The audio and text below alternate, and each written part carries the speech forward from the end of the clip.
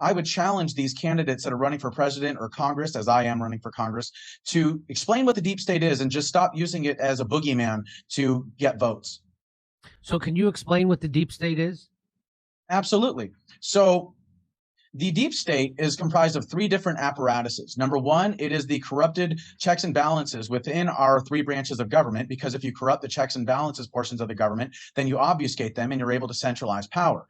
Number two, it is the bureaucracy, the over 500 federal agencies that are tasked with quote unquote regulating commerce. And through writing regulations, they are in effect creating law. They also have their regulatory enforcement agents, which act like basically law enforcement for these regulations. So they have law enforcement, and they also have their own judicial court, their own administrative courts that are outside the federal court system. So they have consolidated legislative, executive, and judicial powers into a centralized power that we call the bureaucracy, which constitutes a fourth branch of government.